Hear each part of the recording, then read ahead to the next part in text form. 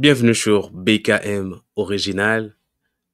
Je vous donne ma pensée, la pensée que j'ai en ce moment par rapport à la polémique qui est sur les réseaux sociaux en ce qui concerne la chanson du frère Benjamin Kayombo où dans un moment d'adoration, cet homme, piqué je ne sais par quelle mouche, il dit que lui, quand il arrivera au ciel, il va demander à Dieu de mettre les anges de côté pour que lui commence à louer Dieu. Cette déclaration a suscité des interprétations et des réactions qui vont dans tous les sens. Certains sont allés très loin à qualifier cela même de blasphème contre le Saint-Esprit. Mais ici, à BKM Original, je vous donne mon point de vue. On va vérifier dans la Bible si effectivement cela peut constituer le blasphème contre le Saint-Esprit. Mais avant d'aller très loin, je voudrais que nous puissions écouter cette chanson et puis on va la commenter. Écoutons.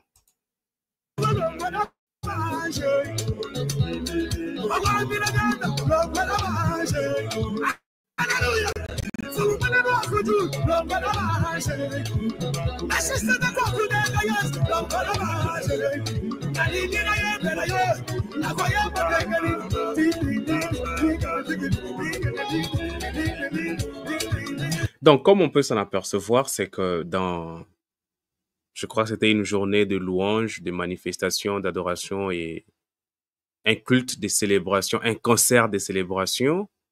Et il dit,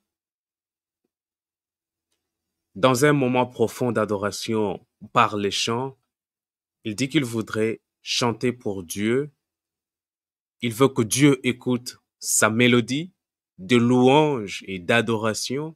Et pour ce faire, que Dieu, si Dieu peut mettre de côté les anges pour écouter son adoration, parce qu'il est convaincu qu'il a une bonne voix et son cœur déborde d'amour pour son Dieu. Mais cette déclaration a suscité beaucoup de réactions sur la toile. Je voudrais vous mettre la réaction de Monsieur J.F. Ifongi, qui est très célèbre sur les réseaux sociaux pour la critique qu'il fait aux pasteurs évangéliques. Dans la plupart de ses vidéos, il a raison, dans certains, il a tort. Mais je vais vous laisser écouter cette partie et je vais revenir pour donner mon commentaire. On va écouter Monsieur JF. Yesu alobi akolimbisa ne ba masumu mais ezana lisumu oyo akolimbisa te ezali ko blasphémer na Saint-Esprit. Tokotanga ngo bien aimé naza na Marc chapitre ba masumu mais ezana lisumu ba kuya kulanda ndeko na yo bien aimé voilà. Bien aimé tikete nzamba pambolo ndozuli ba kuya kulanda ndeko na yo bien aimé voilà.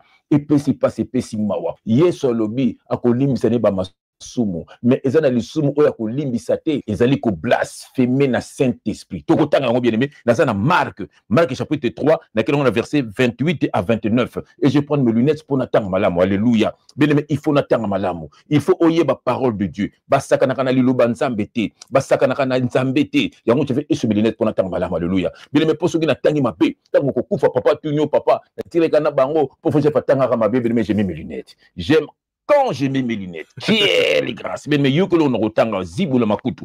Bien, nous avons Marc, chapitre 3, dans verset 28 à 29. Et je vais lire au nom de Jésus-Christ.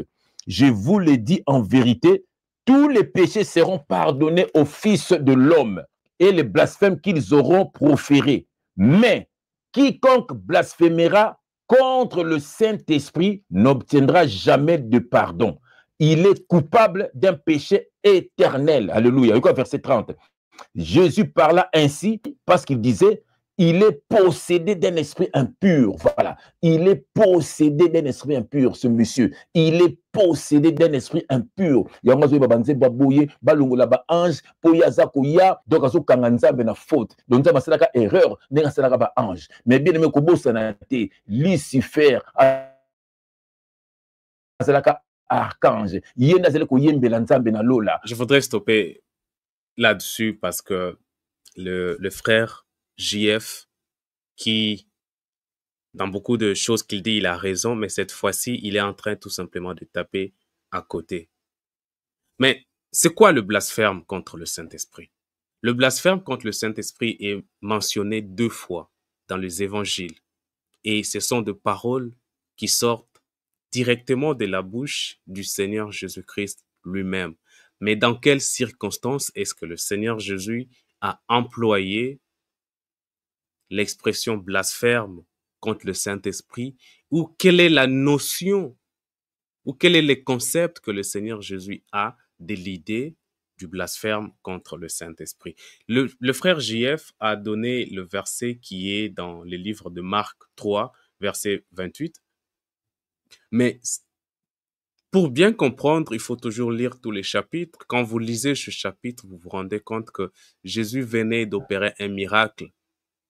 Et les pharisiens, qui étaient des docteurs de la loi, des gardiens de la tradition juive, la tradition mosaïque. Donc, les pharisiens ont dit que le miracle que cet homme de Jésus fait, il le fait parce qu'il a la puissance de Belzéboul. Et c'est en réaction à cette déclaration des pharisiens que le Seigneur Jésus leur dit que ceci, c'est du blasphème contre le Saint-Esprit et ce type d'offense ne vous sera jamais pardonné. Donc, le blasphème contre le Saint-Esprit, c'est lorsque une manifestation du Saint-Esprit a lieu, mais que quelqu'un, au lieu de reconnaître que c'est une manifestation du Saint-Esprit et de louer le Seigneur pour ça, mais se met à accuser l'auteur de la manifestation d'agir sous la puissance de Satan. C'est dans le même contexte plus tard que Jésus va dire, est-ce qu'un royaume divisé contre lui-même peut-il prospérer? C'était autant d'exemples pour dire que les miracles qu'il faisait, c'était à cause de la puissance du Saint-Esprit qui était en lui. Et non pas à cause de Belzéboul qui est un démon. Donc c'est cela la notion du blasphème contre le Saint-Esprit, du moins dans son acceptation telle que posée dans les évangiles de Marc et de Matthieu. Mais on peut aller très loin, par exemple, dans notre société actuelle, ceux qui blasphèment contre le Saint-Esprit sont des personnes qui orchestrent un théâtre, présentent un faux miracle et disent que c'est Dieu qui a fait ce miracle. Ceux qui donnent de faux témoignages dans les églises.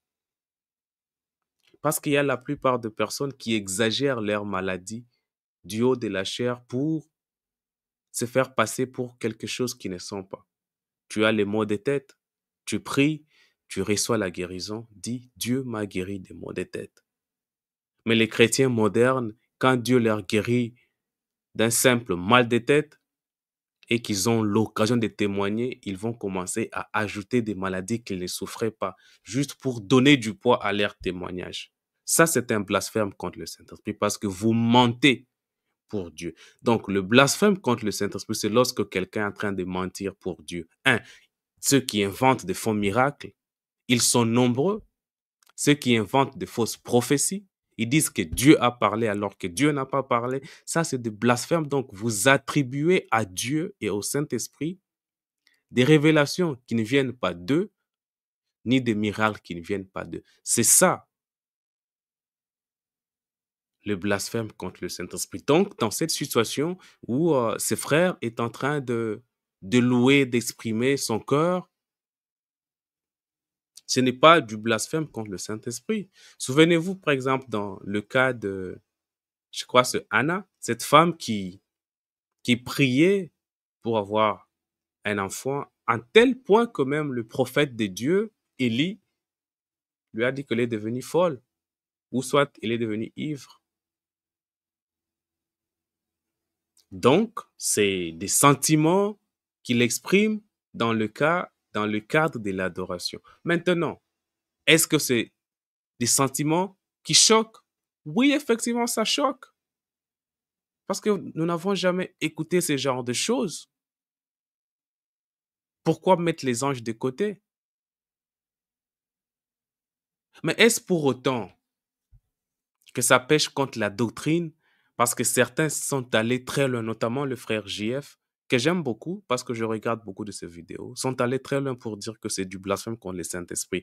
Quand vous lisez la doctrine du blasphème contre le Saint-Esprit dans les évangiles de Marc et de Matthieu, vous vous rendez compte que ça ne cadre pas à la situation de ses frères. Donc, voilà un peu ce que j'avais à dire là-dessus. Mais pour vous qui me regardez, donnez-moi votre point de vue. Qu'est-ce que vous pensez? Est-ce que ce frère a commis l'irréparable ou c'est juste un excès de zèle de la part d'un adorateur, mais c'est un excès de zèle qui ne me dérange pas personnellement et de par mon entendement de la Bible, ça ne me dérange pas. Ce qui me dérange, c'est ces faux prophètes qui pullulent, ces faux enseignants qui pullulent partout et qui prennent avantage des gens qui sont faibles d'esprit et qui n'ont pas le temps pour lire la Bible.